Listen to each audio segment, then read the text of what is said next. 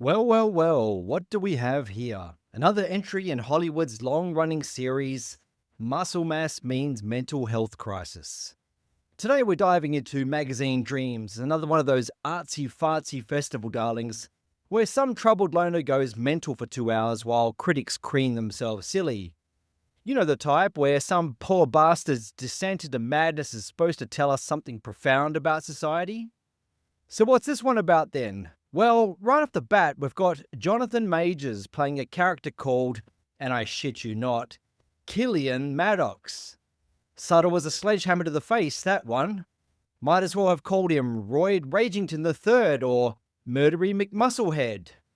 It's the kind of pseudo-intellectual symbolism that gets film students erect, but shows just how deeply these writers misunderstand the culture they're supposedly examining. They've literally embedded violence and madness into the character's name like they're writing a fucking Batman villain. Because apparently giving your bodybuilding protagonist a name that contains both kill and mad is what passes for nuanced character development in cinema these days. Next you'll tell me his gym's called Iron Psychosis and his favourite lift is the Murderer's Row. Now the unfortunate thing about old Jonathan is this guy's been having more trouble with the law than his protein intake lately. And fresh off playing that Marvel villain that nobody remembers, now he's playing a bodybuilder with all the social skills of a concussed penguin. Talk about awkward timing, hey? See, Hollywood's got this fascinating obsession with turning bodybuilding into some kind of psychological horror show. At the same time when Marvel's turning getting jacked into something as exciting as making a sandwich. Thor's got abs? Who gives a shit? My gran's got abs these days. But the moment someone builds muscle into a serious drama, it's suddenly a sign they're about to go full Patrick Bateman. The film follows our protagonist as he works his dead-end job, cares for his sick grandfather, and injects just enough steroids to make a Belgian blue feel inadequate. Because apparently in Hollywood's mind, the only reason anyone would want to get big is if they're mentally off the rails. Now let me paint you a picture of what I think we're going to see. Majors will be bench pressing while listening to whatever sad bastard music they could find on Spotify's Troubled Soul playlist. He'll probably eat 14 egg whites at 4 a.m, which the film will treat like some kind of ritualistic self-harm rather than what it is. Breakfast. And you can bet your last bottle of D-Bowl there'll be an awkward date scene at Applebee's, because nothing says this character can't function in society like watching someone try to hit their macros at a chain restaurant. The really funny thing is, as we all know, real bodybuilding's about as dramatic as watching paint dry. It's spreadsheets, meal prep, and endless debates about optimal training splits. But that's not sexy enough for Hollywood, oh no. They need every supplement shop to feel like a weapons depot. Every protein shake to represent a loaded gun.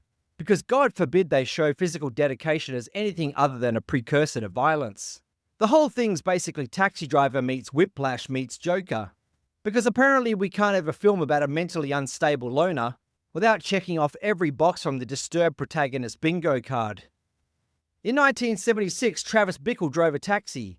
In 2025, he needs to deadlift 600 pounds to represent the same idea. Travis Bickle's push-ups have become complex bro splits. His diary replaced a workout log. The film will probably treat counting macros with the same ominous gravity that Scorsese applied to counting ammunition. Today's evolution of cinematic loneliness requires its own form of progressive overload. It's like Hollywood's got a fucking template. Take one socially awkward guy, add some kind of obsession, could be jazz drums, could be clown makeup, could be muscles, throw in some daddy issues and boom, instant Oscar bait. The advanced materials are already wanking themselves silly over Major's incredible transformation and 6,000 calorie diet. Sergio Oliva was doing that while working full shifts in a foundry. But on top of that, old Jonathan's aforementioned real-world legal troubles have created this weird meta-narrative that threatens to turn the whole thing into an unintentional documentary. The thing is, there's actually something fascinating buried under all this protein-packed pretension. We keep making these films because we still haven't figured out how to talk about the body as both achievement and limitation, as both expression and constraint. We're still stuck in this binary where physical transformation must either be superheroic or sociopathic, with no room for the vast middle ground where most human experience resides. These films are really about America's complicated relationship with self-improvement taken to its logical extreme.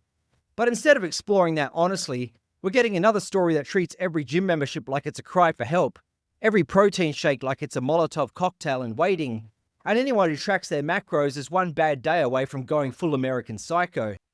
So will magazine dreams break this pattern? I think that's about as likely as we are to see a natty win the Mr. Olympia. Will it win awards? Probably. Will it change how Hollywood portrays bodybuilding? That's about as likely as Mike Israetel landing contest condition within the next 5 weeks.